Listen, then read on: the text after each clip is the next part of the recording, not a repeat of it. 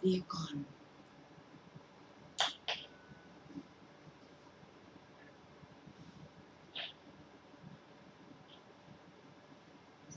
กล้องมันมาทำงาน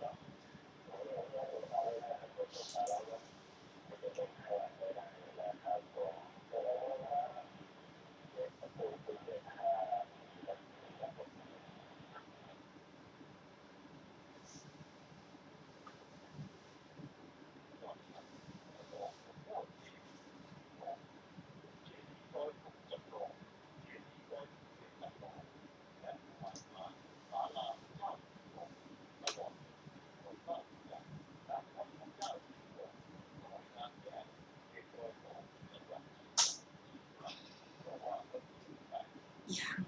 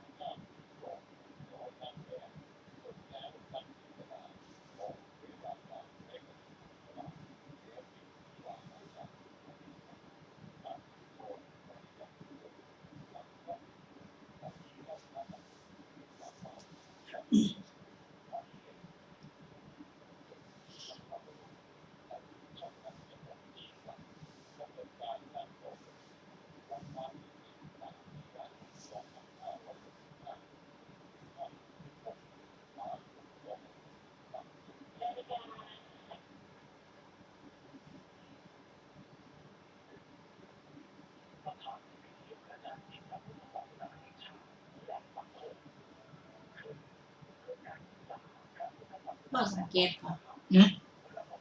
หูเฮาว่าอยู่อ่ะมันมีหูเฮาอ่ะเอาเสียงออกกระจายได้แล้วไม่กับบอกหูนะเดี๋ยวเริ่มเดี๋ยวรอสักแป๊บนึงนับสักซาวอ่ะเริ่มเลย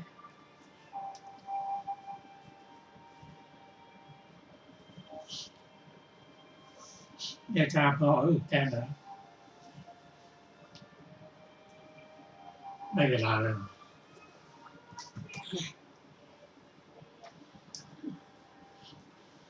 ขอนอบน้อมแด่พระผู้มีพระภาคเจ้าพระองค์นั้น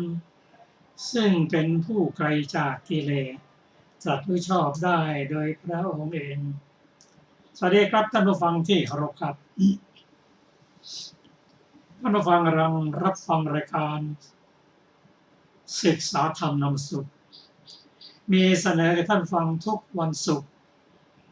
ตั้งแต่เวลา 14 นาฬิกาถึง 15 นาฬิกาดำเนินรายการโดยกระผมพันเอกธนัทเดชะมีอาจารย์สุรภาเดชะเป็นผู้ร่วมรายการวันนี้เราได้นำมัตตปิฎกฉบับอรรถกถา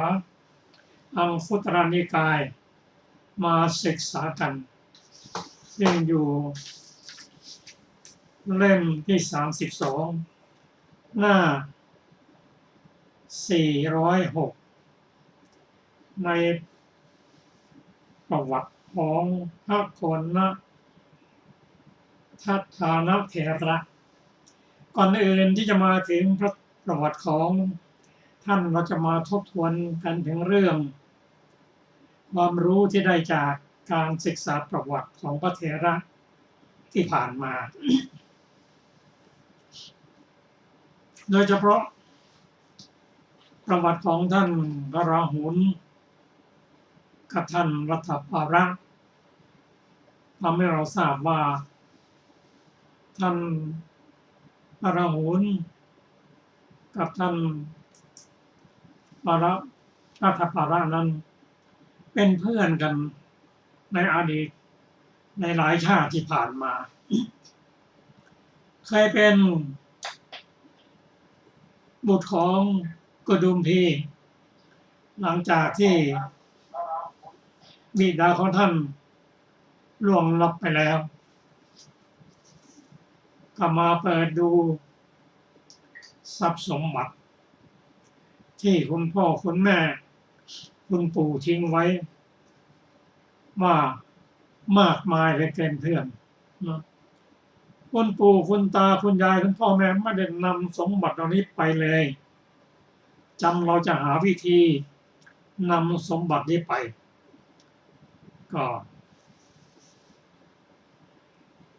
เป็นคนที่มีปัญญาเมื่อคิดฉะนั้นแล้วทั้งสองท่านนี้ก็จะตั้งโรงทานบริจาคให้คนผ่านไปผ่านมาวันหนึ่งดาบทออกมาจากภูเขาหิมพานต์ก็ช่วงนี้ระยะนี้ทำให้เราเห็นว่าพระพุทธเจ้ายังมิได้อุบัติขึ้นคราใดก็ตามที่โลกนี้ว่างจากพระพุทธเจ้าก็จะมีพระปัจเจกพุทธเจ้าฤาษีหรือดาบทพระพุทธเจ้า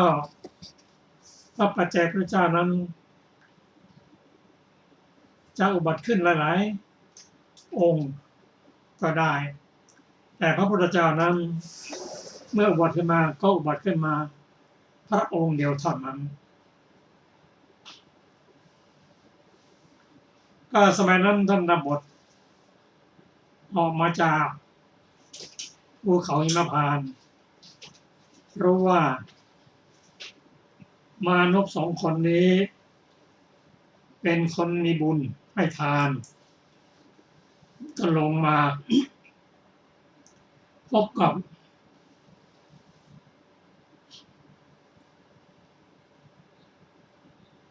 กุดุมพีสองคนนั้นลูกของกุดุมพีนั้นก็ถามว่าท่านผู้มีบุญใหญ่ท่านมาเมื่อไหร่ถ้าเพิ่งมานะครับก็ได้นำของอาหารมาทำบุญกับท่านดาบททั้งสองรูปนี้ทั้งดังเรียนกับท่านดาบทให้มาบิณฑบาตที่บ้านเป็นประจำเป็นอุปถาของท่านดาบทวันหนึ่งท่านดาบทอนุโมทนาให้พรกับอุบาสกทั้งสองคนนี้ท่านให้พรว่าขอจงมีสมบัติของท้าวสักกะเพราะองค์หนึ่งท่านไปดาวดึงส์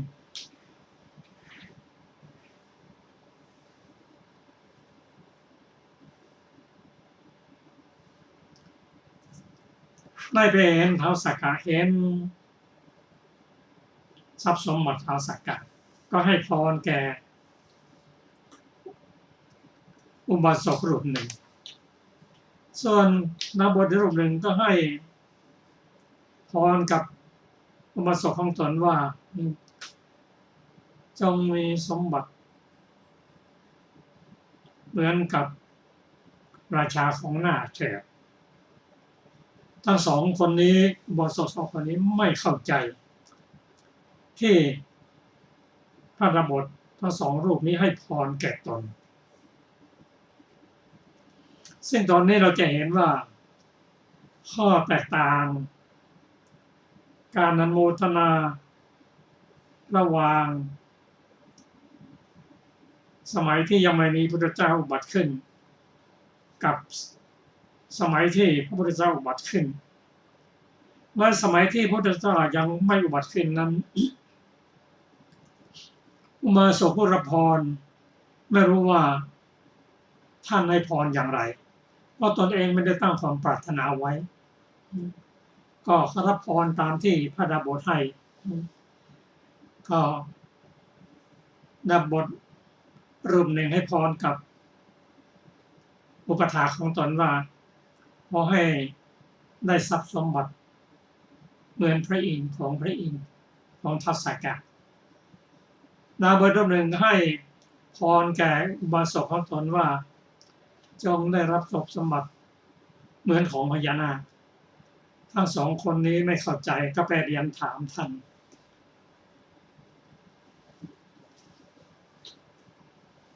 ดาบทก็อธิบายให้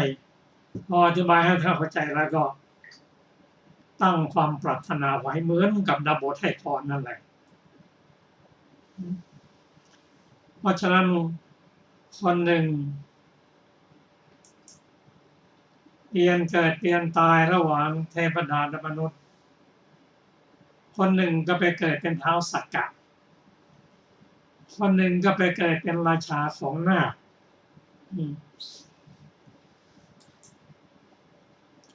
ก็ทุกๆ15 วันท้าวมหาราชทั้งสี่ก็ไปเฝ้าท้าวสักกะอุบาสกคนนั้นได้เกิดเป็นท้าวสักกะอีกคนหนึ่งได้เกิดเป็นราชาแห่งนาควันที่ไปเฝ้าท้าวสักกะรอบ15 วันก็แปลงเพศเป็นมนุษย์หนุ่ม เข้าไปเฝ้าท้าวสักกะท้าวสักกะจำได้ว่าเพื่อนไปเกิดที่ไหนเขากล่าวว่าโอ้อย่าพูดเลยเราไปเกิดในที่จะไปไหนต้องคลานไปเลื้อยไปด้วยหน้าอกคือพญานาคนั่นเองส่วนท่านเกิดได้แล้วเป็นท้าวสักกะท้าวสักกะก็บอกว่าเพื่อนอย่าไปน้อยอกน้อยใจเลยตอนนี้พระพุทธเจ้า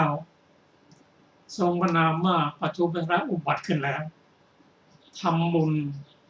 และตั้งความปรารถนาไว้เราจะได้อยู่ใกล้กันเพื่อนที่เป็นพญานาคราชาพญานาคก็บอกว่าท่านก็เหมือนกันนะเขาบอกว่าเราก็จะตั้งความปรารถนาไว้เหมือนกันในสมัยพุทธเจ้าทรงพระนามว่าปัจจุบันนั้นปัจจุมุตระนั้นพญามาศนิมนต์พระพุทธเจ้าและพระสงฆ์ไปฉันภัตตาหารอย่างที่อยู่ของนาคพิภพพระองค์พร้อมด้วยภิกษุผู้ประกอบด้วยฤทธิ์ก็เสด็จไปยังนาคพิภพก็จัดการทำบุญให้ทานแล้ววันที่7 เท่านั้นพญานาคนั้นเห็นเนนน้อยกับพระพุทธเจ้าหน้าตาเหมือนกันท่านเกิดความยินดีพอใจก็ถามภิกษุว่านั่นเป็นใครได้รับตอบว่าก็เป็นราชบุตรของพระพุทธเจ้านั่นเองเป็น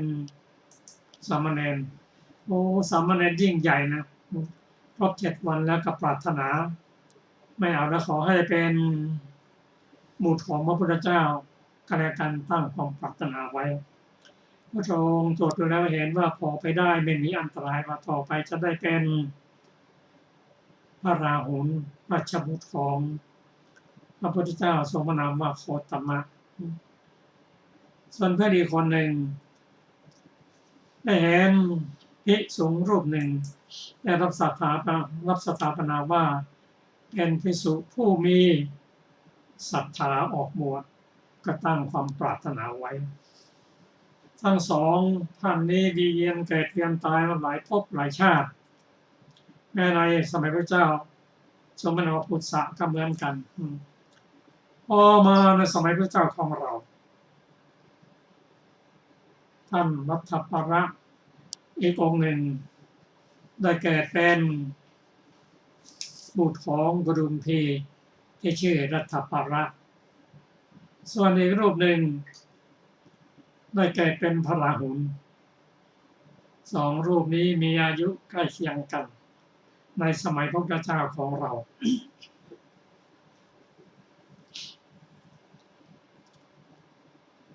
ถ้าทำให้เราให้เห็นว่าเมื่อรับพรหรือตั้งความปรารถนาไว้ก็ให้รักษาสิ่งที่ปรารถนาไว้แล้วทำบุญต่อเนื่องกันมาเวียนเกิดเวียนตายอยู่ในระหว่างสองภพคือมนุษย์และเทวดาเราจะเห็นว่าผู้ตั้งความปรารถนาไว้ก็รักษาศีลเจริญจิตเจริญปัญญาตามสมควรแก่สภาพไม่ให้ตกไปในอบายสิ่งที่เราได้รับจากนั้นก็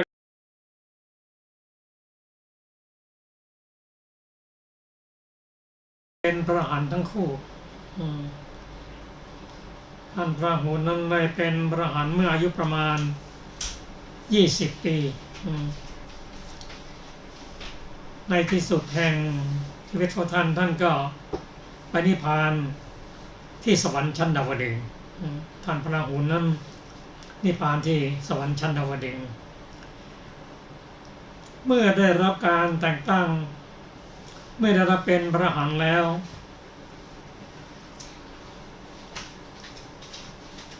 แต่งตั้งโดยพระเจ้าแล้วพระพุทธเจ้าก็เสด็จไปแคว้นกุรุ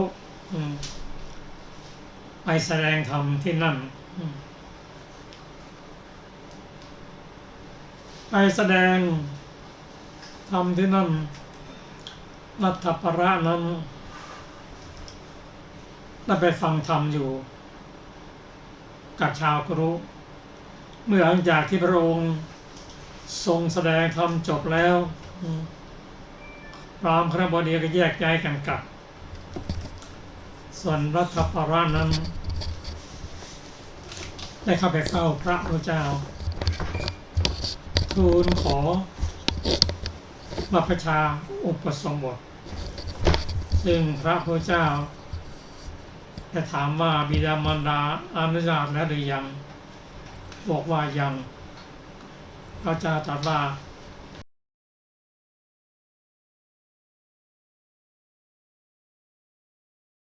ตรงจุดนี้ว่าความศรัทธาที่จะตั้งความปรารถนาไว้แต่ในอดีตชาตินั้นได้เริ่มปรากฏผลแล้วฟังธรรมจบแล้วทูลขอบัพพชาอุปสมบทพอดีตัดสินใจอย่างเด็ดขาดหากทูลว่าด้วยวิธีใดๆแล้วถ้าบิดามารดาอนุญาตก็จะกลับมาทูลขอบัพพชาอุปสมบทอันนี้เป็นผู้ตั้งความปรารถนาไว้ว่าขอบวชด้วยศรัทธาแม้จะย่อมตายก็ตามแม้จะสิ้นชีวิตก็ตามนั่นคือมาบ้านแล้วก็ขออนุญาตบิดามารดาบิดามารดาไม่อนุญาตว่ารัฐประเธอเป็นลูกคนเดียวของคุณพ่อคุณแม่เป็นที่รักเลี้ยงเธอมาด้วยดีเธอไม่รู้จักความทุกข์ใดๆเลยจะไปบวชได้ยังไงไม่ยอมให้ถึงแม้เธอจะตายก็ไม่ยอมพรากจากกัน รั้งที่หนึ่งครั้งที่สองที่สามไม่ยอม รัฐพระก็นอนกับพื้นที่ปราจากเครื่องราชคือไม่มีเสื่อนอนเลยตัดสินใจว่าที่นอนนี่แหละตรงนี้แหละจะเป็นที่ตายของเราหรือเป็นที่บำเพ็ญอุปสมบทของเรานี่คือการเริ่มต้นของศรัทธาที่แน่นแฟนยอมตาย ในที่สุดแม้บิดามารดาขอยังไงก็ไม่ยอมนิ่งไม่พูดไม่จาให้เพื่อนมาช่วยเพื่อนมากล่อมก็ไม่ได้ผลไม่พูดไม่จาแสดงว่ายอมตายแน่นอนเพื่อนก็ไปแนะนำกับคุณพ่อแม่ว่าให้เข้าบวชเถิดคุณพ่อแม่เข้าบวชแล้วก็พอจะเห็นหน้ากันอยู่พอเขาจะกลับมาเยี่ยมหรือว่าถ้าเขาเบื่อแล้วเขาก็ต้องมาบ้านนั่นเองก็ไม่ไปไหนหรอกให้เข้าบวชแทนบิดามารดาให้บวชเพื่อนก็มาบอกว่าบิดามารดาบวชแล้วลุกขึ้นนะเหมือนกับไม่ป่วยอะไรกินข้าวกินน้ำแต่งตัวแล้วก็ไปเฝ้าขอทูลบรรพชาอุปสมบททันทีเสียงพระเจ้าก็ให้ภิกษุบวชให้ บวชให้แล้วไม่นานได้สำเร็จเป็นพระอรหันต์ขอญาติพระพุทธเจ้าไปเยี่ยมบิดามารดาตามที่รับปากว่าถ้าบวชแล้วก็จะไม่เยี่ยมบิดามารดาเป็นพระอรหันต์แล้วโอกาสที่จะสึกนั้นเป็นไปไม่ได้แล้วพระองค์ตรัสว่าจงสำคัญการเวลาแท้ก็ออกเดินทางมาเยี่ยมบิดาวันนั้นบิดามารดากำลังให้การระบบแต่งผมอยู่เห็นแล้วจำไม่ได้แต่รู้อย่างเดียวว่าภิกษุหัวโล้นนี่เอาลูกเราไปบวชแล้วจะมาเอาอะไรอีกแล้วนั่นคือว่าแล้วก็ลูกชายของตัวเองนั่นเองแหละความจริงก็เคยว่าหลายครั้งเพราะภิกษุที่มาบิณฑบาตก่อนนั้นก็มีท่านรัฐพระนั้นไม่ได้รับบิณฑบาตอะไรเลยนอกจากคำด่าเดินออกมาเจอคนใช้กำลังนำขนมกุมมาศบูดไปทิ้งเลยบอกว่าน้องหญิงถ้าขนมบูดนั้นจะทิ้งก็จะทิ้งในจงใส่ในบาตรของอาตมาเถิดสาวใช้น้ำกระชาจำได้จำนิมิตได้จำเสียงได้จำมือจำเท้าได้ก็ไปเรียนกับมารดาของท่านว่าพระแม่เจ้าขณะนี้ลูกชายของท่านที่ชื่อรัฐพระนำมาแล้วมารดาของท่านดีใจว่าถ้าพูดจริงก็จะให้ไม่ต้องเป็นคนใช้นะให้อิสระแล้วก็ไปบอกกับคณบดีบดีออกไปแล้วเห็นว่ารัฐพระนั้นทำอะไรไม่สมควรเราเป็นบุตรของคณบดีเป็นนั่งอยู่บนฝา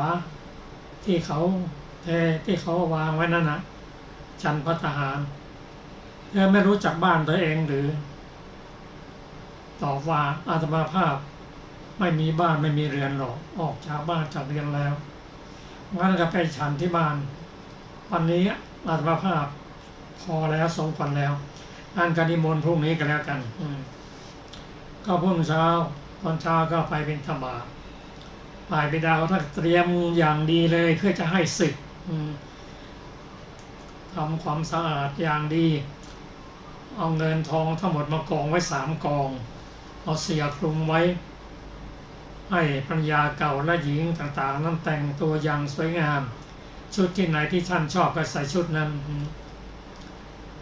พอท่านมาบิณฑบาตแล้วก็เปิดสมบัติทั้งหมดเชิญท่านศิษย์มาใช้สมบัติต่างๆได้เถิด ท่านวัฏฏพระนั้นท่านเป็นพระอรหันต์ท่านกล่าวว่าสิ่งเหล่านี้จะเป็นทุกข์อันตรายถ้าเอาไปทิ้งได้ก็ทิ้งเสียเลยเอาผู้หญิงต่างๆนั้นมาเรียงหน้าท่านก็กล่าวว่าพวกผู้หญิงนั้นไม่เข้าใจคิดว่าท่านบวชเพื่อหวังที่จะไปพบเทพธิดาบนสวรรค์ท่านบอกว่าไม่ใช่หรอกน้องหญิงพอคำว่าน้องหญิงก็คือคนอื่นนั่นนะเสียใจก็สลบกันท่านพระธรเห็นว่าสมควรแก่เวลาแล้วก็บอกกับบิดาว่า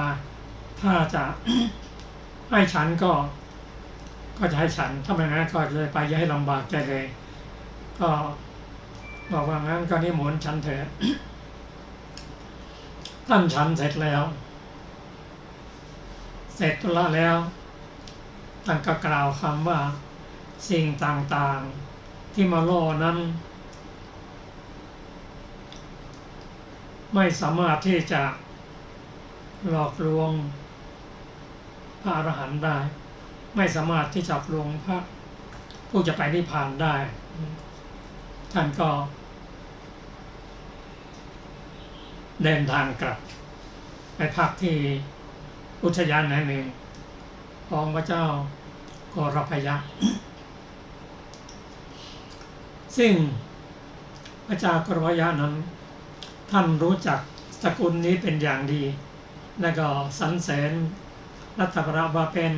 คนดีท่านไปนั่งบนอุทยานประทับนั่งบนอุทยานนั้นคนจัดการสวนพอสวนก็นั่นไปทำความสะอาดแล้วเห็นท่านรัตนก็ไปเรียนพระราชารู้ข่าวรีบเสด็จมาเมื่อมาพบกับท่านรัตนแล้วพระราชาเป็นผู้ฉลาดก็ได้เรียนถามเหตุผลว่าทำไมถึงมาบวชเพราะโดยปกตินั้นคนที่มาบวชนั้นส่วนมากก็มีปัญหาที่มาบวชได้เช่นเสื่อมจากอายุเป็นคนเฒ่าคนแก่แล้วอายุมากหากินไม่ได้บวชเลยข้อที่สองคือเจ็บไข้ได้ป่วยไม่สามารถจะทำมาหากินเป็นพระดีกว่าก็มาบวชเลยคนที่สามนั้นก็ประเภทสามก็เคยมีทรัพย์ยากจนลงที่พึ่งไม่ได้ก็มาบวชเลยส่วนประการที่สี่นั่นคือบุคคลที่เคยมีญาติมีมิตรเสื่อมญาติเสื่อมมิตรไม่มีที่พึ่งก็มาบวชเลยอันนี้มาบวชเพราะมีปัญหานี่เรียกว่ามาบวชด้วยไม่มีศรัทธาก็ได้ส่วนท่านรัตนนั้นตรงกันข้ามหมดยังหนุ่มยังแน่นกำลังแข็งแรงนั่นมาบวชเพราะเหตุผลอะไรประการที่สองนั้นท่านรัตนนั้นมีหลักฐานเป็นที่เรื่องลือด้วยกันหมดก็มาบวชเพราะอะไรประการที่สามนั้นจะว่ามีโรคก็ไม่ใช่ยังแข็งแรงดีส่วนประการสุดท้ายนั้นจะว่าเสื่อมญาติก็ไม่ใช่ซึ่งเรื่องนี้ท่านรัตนพระได้ตอบกับพระราชาว่า เหตุผลที่บวชนั้นเพราะได้ฟังพระธรรมคำสอนของพระองค์คือทำมุนีเทศสี่ เรียกว่าอุเทศสี่นั่นคือหัวข้อธรรมสี่ประการด้วยกัน นั่นคือหนึ่งพระองค์ตรัสว่าโลกนี้อันชรานำไปต้องแก่เจ็บตลอดเวลาประการที่สองโรคนี้ ไม่มีอะไรต้านทานได้ไม่เป็นใหญ่เฉพาะตัวเจ็บไข้ได้ป่วยก็ป่วยคนเดียวเวทนาก็ทุกข์อยู่คนเดียวประการที่สามนั้น โลกนี้ไม่ใช่เป็นของตัวเองทุกสิ่งทุกอย่างก็จะต้องทิ้งไปหมดแม้ของพระราชาก็เช่นเดียวกันออกไปไม่ได้ต้องทิ้งไปหมดประการที่สี่นั่นก็คือโลกนี้ร่องอยู่เป็นนิจประกอบด้วยตัณหาทำให้เกิดความทุกข์ด้วยเหตุผล4ประการนี้เองอาตมาภาพจึงออกบวชซึ่งพระราชาที่ชื่อว่ากรพยานั้นยอมรับทุกสิ่งทุกอย่างว่าเป็นจริงควรแก่การออกบวชอันนี้เป็นเรื่องที่เราได้เรียนรู้จากประวัติของพระเถระที่เราได้ฟังติดต่อกันมาแต่ข้อสำคัญอีกอย่างหนึ่งนั่นก็คือสิ่งใดก็ตามในขณะที่ทำบุญให้ทานต้องตั้งความปรารถนาไว้เมื่อตั้งความปรารถนาไว้แล้วก็ต้องสร้างเหตุคือสั่งสมบุญต่อเนื่องกันมาให้เหมาะกับเหตุที่ตั้งความปรารถนาไว้อันนี้ก็เป็นประวัติที่เราได้ฟังกันมาสำหรับต่อไปนั้นก็ได้ฟังประวัติของพระเถระอีกรูปหนึ่งขอเชิญอาจารย์สุรภา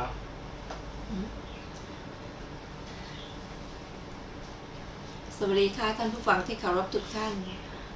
ก่อนที่เราจะไปฟังประวัติอีกท่านหนึ่งเราจะ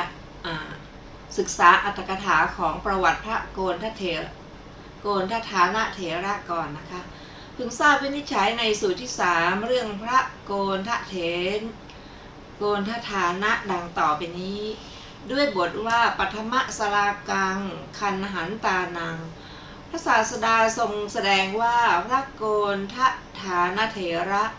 เป็นยอดของเหล่าภิกษุผู้จับสลากได้ก่อนภิกษุอื่นทั้งหมด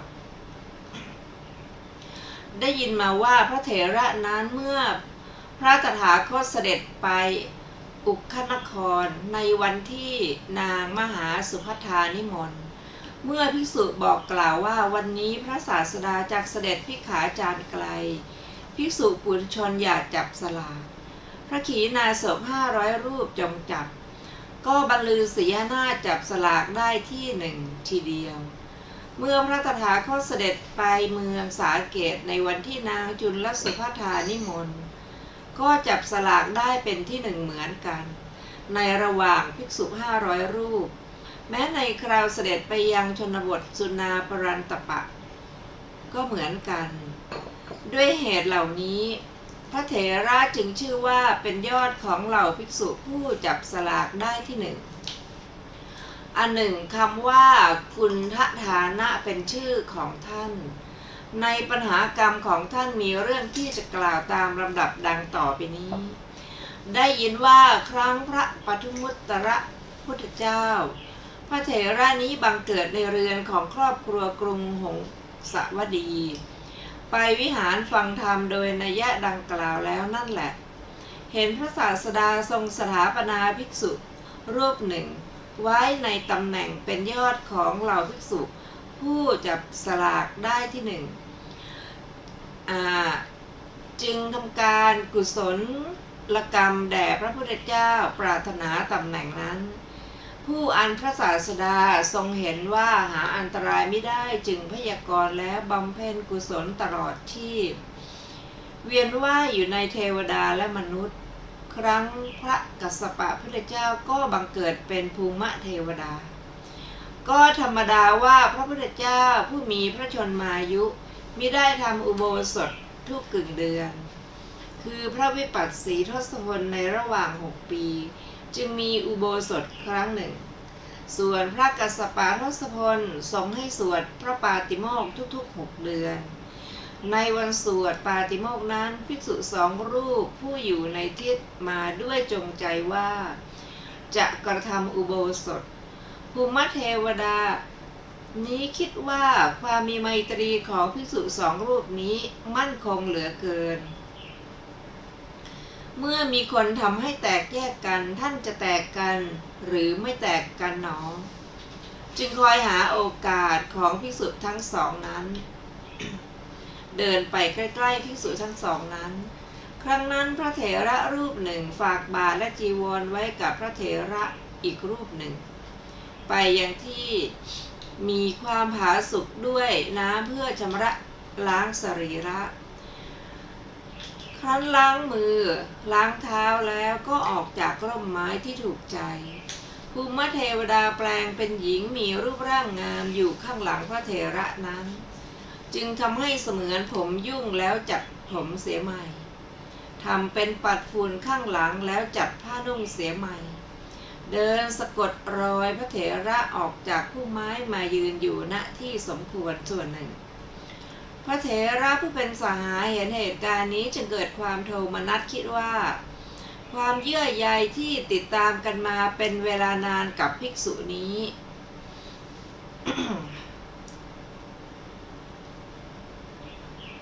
ของเรามาฉิบหายเสียแล้วในบัดนี้ถ้าหากเรารู้เช่นเห็นชาติอย่างนี้เราจะไม่ทำความคุ้นเคยกับภิกษุนี้ให้เนิ่นนานถึงเพียงนี้พอพระเถระนั้นมาถึงเท่านั้นก็พูดว่าเชิญเถอะอาวุโสนี่บาทจีวรของท่านเราไม่เดินทางเดียวกันกับสหายเช่นท่าน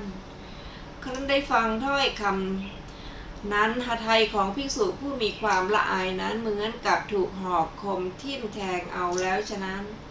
แต่นั้นท่านจึงกล่าวกับพระเถระนั้นว่าอาวุโสท่านพูดอะไรอย่างนี้ผมไม่รู้อาบัติแม้เพียงทุกกฎมาตลอดกาลเพียงนี้ก็ท่านพูดว่าข้าพเจ้าเป็นคนชั่วในวันนี้ท่านเห็นอะไรหรือพระเถระนั้นกล่าวว่าจะประโยชน์อะไรด้วยกรรมอื่นที่เราเห็นแล้วท่านออกมาอยู่ในที่เดียวกับผู้หญิงที่แต่งตัวอย่างนี้เพราะเหตุไรพระเถระนั้นจึงตอบว่าอาวุโสกรรมนั้นของข้าพเจ้าไม่มีข้าพเจ้าไม่ได้เห็นผู้หญิงเห็นปานนี้แม้ท่านจะกล่าวอยู่ถึง3 ครั้งพระเถระอีกรูปหนึ่งก็ไม่ได้เชื่อถ้อยคำถือเอาเหตุที่ตนเห็นแล้วเท่านั้นเป็นสำคัญไม่เดินทางเดียวกับพระเถระนั้นไปเฝ้าพระศาสดาโดยทางอื่นแม้ภิกษุอีกรูปหนึ่งก็ไปเฝ้าพระศาสดาโดยทางอื่นเหมือนกันแต่นั้นเวลาภิกษุสงฆ์ลงอุโบสถภิกษุนั้นจำภิกษุนั้นได้ในโรงอุโบสถจึงกล่าวว่าในโรงอุโบสถนี้มีภิกษุลามกชื่อนี้เราไม่กระทำอุโบสถร่วมกับภิกษุนั้นจึงออกไปยืนอยู่ข้างนอกภูมิเทวดาคิดว่าเราทำกรรมหนักแล้วจึงแปลงเป็นอุบาสกแก่ไปหาภิกษุนั้นกล่าวว่าเหตุไรเจ้ากูจึงมายืนอยู่ในที่นี้พระเถระกล่าวว่าอุบาสกก็ภิกษุลามกเข้ามายังโรงอุโบสถนี้อาตมาจะไม่ทำอุโบสถร่วมกับภิกษุลามกนั้นจึงออกมายืนอยู่ข้างนอกอุบาสกแก่นั้นกล่าวว่าท่านเจ้าข้าอย่าถืออย่างนั้นเลยภิกษุนี้เป็นผู้มีศีลบริสุทธิ์ผมคือผู้หญิงที่ท่านเห็นนั้นผมแลเห็นความดีความละอายและความไม่ละอายกระทำกรรมแล้วด้วยคิดว่าความไมตรีของพระเถระนี้มั่นคงหรือไม่มั่นคงก็เพื่อทดลองท่านทั้งหลายดูภิกษุนั้นถามว่าสัพบุรุษก็ท่านเป็นใครอุบาสกแก่ตอบว่าผมเป็นภูมิเทวดาเจ้าค่ะเทวบุตรทั้งที่ยืนกล่าวอยู่ด้วยอานุภาพอันเป็นที่หมอบลงแทบเท้าของพระเถระกล่าวว่าขอจงอดโทษนั้นแก่ข้าพเจ้าพระเถระไม่รู้เรื่องโปรดทำอุโบสถเถิด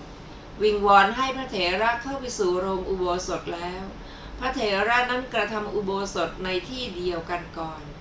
แล้วก็อยู่ในที่เดียวกันกับพระเถระนั้นด้วยอำนาจแห่งการผูกไมตรีอีกด้วยแลกรรมของพระเถระนี้ท่านไม่ได้กล่าวไว้ส่วนภิกษุผู้ถูกโจทย์บำเพ็ญวิปัสสนาต่อมาได้บรรลุพระอรหันต์แล้วภูมิเทวดาก็ไม่พ้นภัยในอบายตลอดพุทธันดรหนึ่งเพราะผลของกรรมนั้นแต่ถ้ามาเกิดเป็นมนุษย์ตามสมควรแต่การโทษที่คนอื่นจะเป็นผู้ใดก็ตามกระทำ ก็ตกอยู่แก่เขาเท่านั้นท่านบังเกิดในครอบครัวพราหมณ์ในกรุงสาวัตถีครั้งพระผู้มีพระภาคเจ้าของเราพวกของท่านตั้งชื่อท่านว่าทานมานพ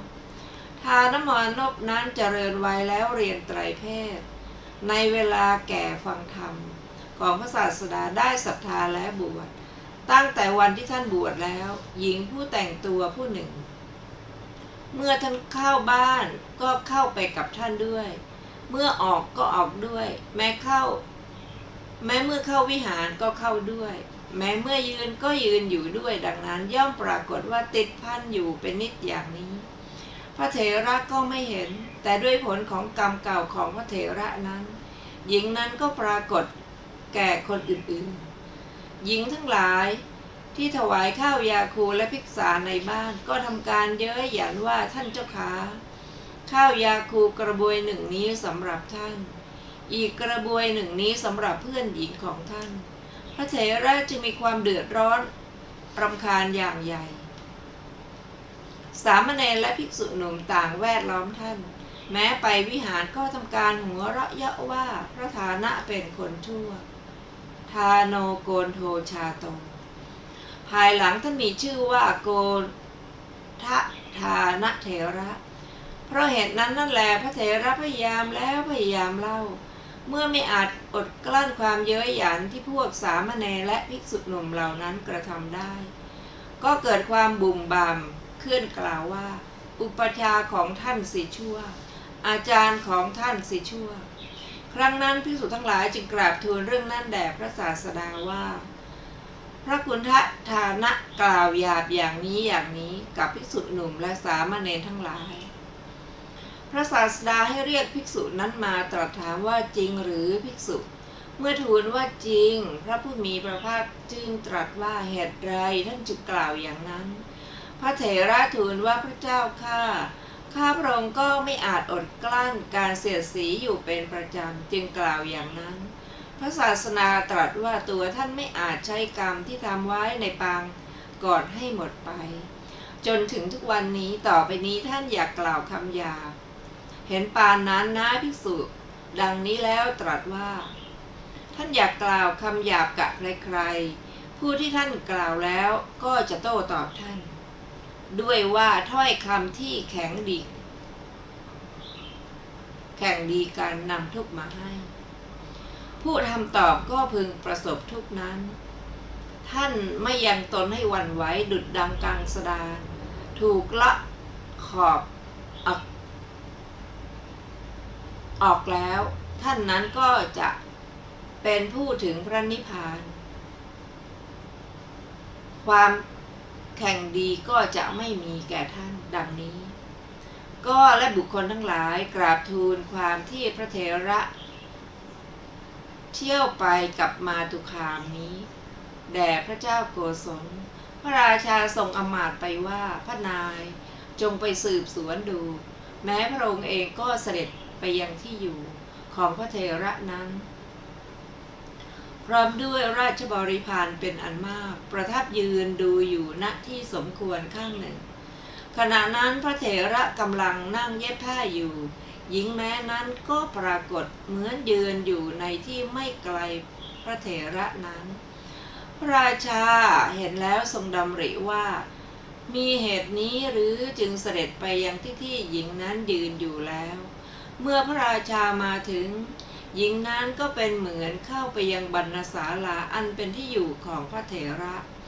แม้พระราชาก็เสด็จเข้าไปบรรณศาลาพร้อมกับหญิงนั้นทีเดียวตรวจดูทุกแห่งก็ไม่เห็นจึงทำความเข้าพระทัยว่านี้มิใช่มาตุคามเป็นวิบากกรรมอย่างหนึ่งของพระเถระที่แรกแม้มาถึงใกล้พระเถระก็ไม่ทรงไหว้พระเถระพระทรงทราบว่าเหตุนั้นไม่เป็นจริงจึงเสด็จมาไหว้พระเถระประทับนั่งหน้าที่สมควรส่วนหนึ่งตรัสถามว่าพระคุณเจ้าไม่ลำบากด้วยบิณฑบาตบ้างหรือพระเถระทูลว่าเป็นไปได้ขอถวายพระพรพระราชาตรัสว่าท่านผู้เจริญโยมรู้เรื่องราวของพระคุณเจ้าเมื่อพระคุณเจ้าเที่ยวไปกับสิ่งที่ทำให้เศร้าหมองเห็นปานนี้ ชื่อว่าใครเล่าจักเลื่อมใสตั้งแต่นี้ไปพระคุณเจ้าไม่จำต้องไปในที่ไหนๆโยมจักบำรุงด้วยปัจจัยสี่พระคุณเจ้าอย่าประมาทด้วยโยนิโสมนสิการะเถิดแล้วส่งภิกษาไปถวายเป็นประจำพระเถระได้พระราชูปถัมภ์เป็นผู้มีจิตมีอารมณ์เดียวมีโภชนะสบายเจริญวิปัสสนาบรรลุพระอรหัตผลแล้วตั้งแต่นั้นไปหญิงนั้นก็หายไปนางมหาสุภัททาอยู่ในครอบครัวมิจฉาทิฐิในอุคานครคิดว่าพระศาสดาจึงทรงอนุเคราะห์เราจึงอธิษฐานอุโบสถเป็นผู้ไม่มีกลิ่นคาวอยู่ปราสาทชั้นบนกระทำสัจจะกิริยาว่าดอกไม้เหล่านี้จงอย่าอยู่ในระหว่างทางเสียจงกางกั้นเป็นเพดานในเบื้องบนแห่งพระทศพลเถิดขอพระทศพลจงรับภิกษาของเราพร้อมกับภิกษุ500 รูปด้วยสัญญานี้เถิดแล้วโยนดอกไม้8 กำไปดอกไม้ก็ไปกางกั้นเป็นเพดานอยู่บนเบื้องบนของพระศาสดาในเวลาแสดงธรรมพระศาสดาทอดพระเนตรเห็นเพดานดอกมะลินั้นทรงรับภิกษาของนางสุภัททาด้วยจิตนั่นแหละวันรุ่งขึ้นเมื่ออรุณขึ้นจึงตรัสสั่งพระอานนท์ว่าอานนท์วันนี้เราจะไปภิกษาจารณที่ไกลจงอย่าให้สลากแก่พระปุถุชนจงให้แก่พระอริยะเท่านั้นพระเถระบอกว่าภิกษุทั้งหลายว่าผู้มีอายุวันนี้พระศาสดาจักเสด็จภิกษาจารณที่ไกลพระภิกษุปุถุชนจงอย่าจับสลากพระอริยเจ้าเท่านั้นจงจับพระโกณฑานเถระกล่าวว่าผู้มีอายุจงนำสลากมาแล้วเหยียดมือออกไปก่อนเมื่อพระอานนท์เถระกล่าวว่าท่านพระศาสดาไม่ให้ประทานสลากแก่ภิกษุเช่นท่านสั่งให้ประทานเฉพาะภิกษุผู้เป็นอริยะเท่านั้นเกิดความวิตกขึ้นจึงไปกราบทูลพระศาสดาพระศาสดาตรัสว่าเธอจงไปให้สลากแก่ภิกษุผู้บอกให้นำสลากมาเถิดพระเถระจึงคิดว่าถ้าไม่ควรให้สลากแก่พระกุณเถระกุณฑทานะพระศาสดาจะพึงห้ามเธอจากมีเหตุอย่างหนึ่งเป็นแท้จึงรีบนำมาด้วยคิดว่าจะให้สลากแก่พระกุณฑทานะพระกุณฑทานะเถระก่อนที่พระอานนท์เถระมาเข้าจตุตฌานอันเป็นบาทแห่งอภิญญายืนอยู่ด้วยในอำนาจด้วยฤทธิ์กล่าวว่าขอไปยืนอยู่ในอากาศด้วยฤทธิ์กล่าวว่าท่านอานนท์จงนำสลากมาพระศาสดาทรงรู้จักเราพระศาสดาไม่ตรัสห้ามภิกษุเช่นเราผู้จับสลากได้ก่อนแล้วเหยียดมือไปจับสลากแล้วพระศาสดาทรงทำเรื่องนั้นให้เป็นอัฏฐอุบัติเหตุเกิดเรื่องจึงทรงสถาปนาพระเถระไว้ในตำแหน่งเป็นยอดของเหล่าภิกษุผู้จับสลากได้ที่ 1ในศาสนาแล้วจบอรรถกถาสูตรที่ 3ต่อไปเป็นอรรถกถาสูตรที่ 4เป็นประวัติของพระวังคีสเถระพึงทราบวินิจฉัยในสูตรที่ 4เรื่องพระวังคีสะดังต่อไปนี้ด้วยบทว่าปฏิภาณวันตานังพระผู้มีพระภาคเจ้าทรงแสดงว่าพระวังคีสเถระเป็นยอดของเหล่าภิกษุผู้มีปฏิภาณสมบูรณ์ได้ยินว่าพระเถระนี้เมื่อเข้าไปเฝ้าพระทศพลตั้งแต่คลองแห่งจักษุก็กล่าวสรรเสริญคุณพระศาสดาอุปมากับพระจันทร์อุปมากับพระอาทิตย์กับอากาศกับมหาสมุทรกับพระยาช้างกับพระยามฤคสีหะหลายร้อยหลายพันบทจึงเข้าเฝ้าเพราะฉะนั้นท่านจึงเป็นยอดของเหล่าภิกษุผู้มีปฏิภาณในปัญหากรรมของท่านมีเรื่องที่จะกล่าวตามลำดับดังต่อไปนี้ได้ยินว่าครั้งพระพุทธเจ้าพระนามว่าปัทุมุตตระพระเถระแม้รูปนี้ถือปฏิสนธิในครอบครัวที่มีโภคสมบัติมากในกรุงหงสาวดี ไปวิหารฟังธรรมโดยนัยยะก่อนนั่นแลเห็นพระศาสดาทรงสถาปนาภิกษุรูปหนึ่งไว้ในตำแหน่งเป็นยอดของเหล่าภิกษุผู้มีปฏิภาณจึงกระทำกุศลกรรมแด่พระศาสดากระทำความปรารถนาว่าในอนาคตการแม้ข้าพระองค์พึงเป็นยอดของเหล่าภิกษุผู้มีปฏิภาณเป็นผู้อันพระศาสดาทรงพยากรณ์แล้วกระทำกุศลจนตลอดชีพเวียนว่ายอยู่ในเทวดาและมนุษย์ในพุทธุบาทการนี้ก็มาบังเกิดในครอบครัวพราหมณ์กรุงสาวัตถีญาติทั้งหลายขนานนามว่าวังคีสมานพท่านเจริญวัยแล้วเรียนไตรเพศทำให้อาจารย์ชอบใจแล้วศึกษามนต์ชื่อว่าชวสีสมนต์มนต์รู้ศีรษะของศีรษะคนเอาเล็บเคาะหัวศพแล้วรู้ว่าศัพท์นี้บังเกิดในกำเนิดชื่อโน้นชื่อโน้นพราหมณ์ทั้งหลายทราบว่ามนต์นี้เป็นทางสำหรับเราเลี้ยงที่จึงให้วังคีสมานพนั่งในรถที่ปกปิดแล้วไปยังคามนิคมและราชธานีทั้งหลายอยู่ที่ประตูเมืองหรือประตูนิคมทราบว่ามหาชนมาชุมนุมกันแล้วก็พูดว่าผู้ใดเห็นวังคีสะผู้นั้นจะได้ทรัพย์หรือได้ยศหรือได้ไปสวรรค์ดังนี้จนเป็นอันมากฟังถ้อยคำของพราหมณ์เหล่านั้นแล้วให้สินจ้างต้องการจะดูพระราชาและอมาตย์ของพระราชาไปยังสำนักของพราหมณ์เหล่านั้นถามว่าคุณวิเศษคือการรู้ของอาจารย์เป็นอย่างไรท่านทั้งหลายไม่รู้หรือชื่อว่าบัณฑิตอื่น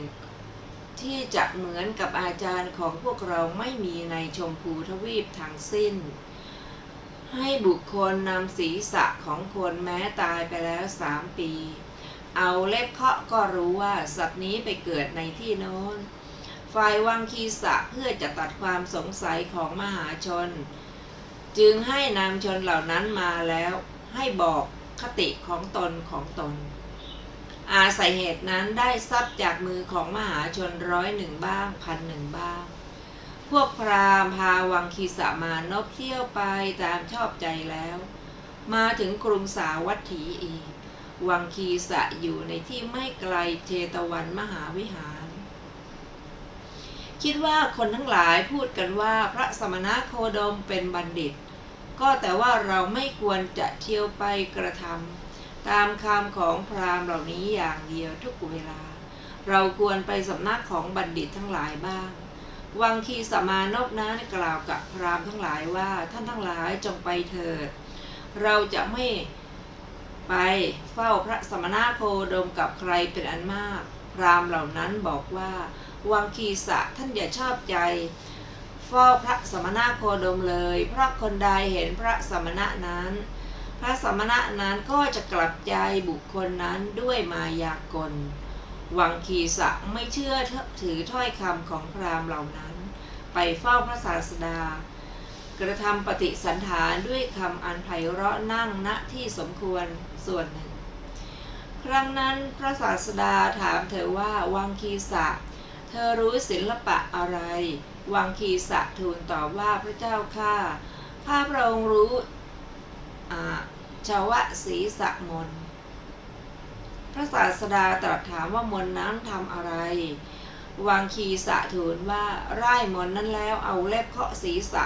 ของคนแม้ตายไปแล้วถึง3 ปีก็รู้ที่เขาเกิดพระเจ้าข้าพระศาสดาทรงแสดงศีรษะของคนที่เกิดในนรกศีรษะ1แก่วังคีสะนั้นของคนเกิดในมนุษย์ศีรษะ1ของคนเกิดในเทวโลกศีรษะ1แสดงศีรษะของผู้ปรินิพพานแล้วศีรษะ1วังคีสะนั้นเคาะศีรษะแรกกราบทูลว่าท่านพระโคดมสัตว์นี้ไปสู่นรกพระศาสดาตรัสตอบว่าสาธุสาธุท่านเห็นดีแล้วตรัสถามว่าสัตว์นี้ไปไหนวังคีสะไปสู่มนุษย์โลกท่านพระโคดมสัตว์นี้ล่ะไปไหนวังคีสะทูลว่าสัตว์นี้ไปเทวโลกพระเจ้าข้า เขากราบทูลถึงสถานที่ไปของคนทั้งสามพวกด้วยประการชนีแต่เมื่อเอาเล็บเคาะศีรษะของผู้ปรินิพพานก็ไม่เห็นทั้งปลายทั้งต้นทีนั้นพระศาสดาจึงตรัสถามว่าวังคีสะว่าท่านไม่อาจเห็นหรือวังคีสะวังคีสมานพทูลว่าเห็นสิท่านพระโคดมข้าพระองค์ขอสอบสวนดูก่อนแล้วพลิกกลับไปกลับมาวังคีสะจักรู้คติของพระขีณาสพด้วยมนต์ของลัทธิภายนอกได้อย่างไรเมื่อเป็นเช่นนั้นเหงื่อก็ผุดออกจากหน้าผากของเขาละอายแล้วยืนนิ่งครั้งนั้นพระศาสดาตรัสกับเขาว่าลำบากหรือวังคีสะวังคีสะทูลว่าพระเจ้าข้าท่านพระโคดมข้าพระองค์ไม่รู้ที่ไปของสัตว์นี้ถ้าพระองค์ทราบจงขอตรัสบอกเถิดพระศาสดาตรัสว่าวังคีสะ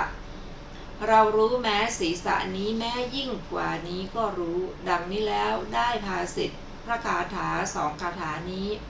ในพระธรรมบทว่าผู้ใดรู้จุติและอุปัฏฐของสัตว์ทั้งหลายโดยประการทั้งปวงเราเรียกผู้นั้นผู้ไม่คล่องอยู่แล้วไปดีแล้วรู้แล้วว่าเป็นพรามเทพคนทันและมนุษย์ไม่ทราบคติของผู้ใดเราเรียกผู้นั้นผู้มีอาสวะสิ้นแล้วผู้เป็นพระอรหันต์ว่าเป็นพรามดังนี้แต่นั้นวังคีสะทูลว่าท่านโคดมผู้แลกวิชากับวิชาไม่มีความเสื่อมข้าพระองค์จักถวายมนต์ที่ข้าพระองค์รู้แด่พระองค์พระองค์ได้โปรดตรัสบอกมนต์นั้นแก่ข้าพระองค์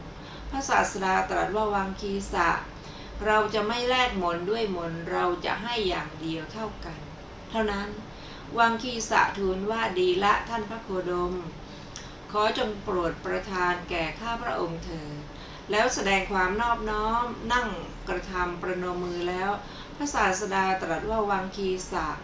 เมื่อสมัยท่านเรียนมนต์อันมีค่ามากหรือมนต์อะไรไม่ต้องมีการอยู่อบรมหรือวังคีสะตอบว่าไม่มีดอกท่านโคดมพระศาสดาตรัสว่าท่านจะสำคัญว่ามนต์ของเราไม่มีการอบรมหรือ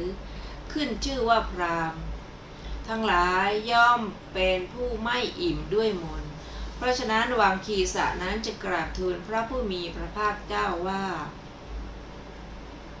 ท่านพระโคดมข้าพระองค์ก็จะกระทำข้อกำหนดที่พระองค์ตรัสพระศาสดาตรัสว่าวังคีสะเราเมื่อจะให้มนต์นี้ย่อมให้แก่ผู้ที่มีเพศเสมอกันกับเราวังคีสะกล่าวกับพราหมณ์ทั้งหลายว่าข้าพเจ้าควรกระทำกิจอย่างใดอย่างหนึ่งแล้วไปเรียนมนต์นี้วังคีสะกล่าวว่าท่านทั้งหลายเมื่อข้าพเจ้าบวชแล้วก็อย่าคิดเลยข้าพเจ้าเรียนมนต์แล้วจักเป็นผู้ยิ่งใหญ่ทั่วชมพูทวีปเมื่อเป็นเช่นนั้นแม้ท่านทั้งหลายก็จะมีความเจริญด้วยจึงบวชในสำนักพระศาสดาเพื่อเรียนมนต์ท่านผู้ฟังที่เคารพค่ะวันนี้รายการศึกษาธรรมนำสุขก็ได้หมดเวลาลงแล้วขอขอบพระคุณทุกท่านที่ได้ร่วมศึกษาด้วยกันเราจะมาศึกษาด้วยกันใหม่อีกในวันพรุ่งนี้นะคะเวลา 15 นาฬิกาเป็นต้นไปขอมีความสุขสวัสดีเจริญในธรรมยิ่งๆค่ะวันนี้สวัสดีค่ะ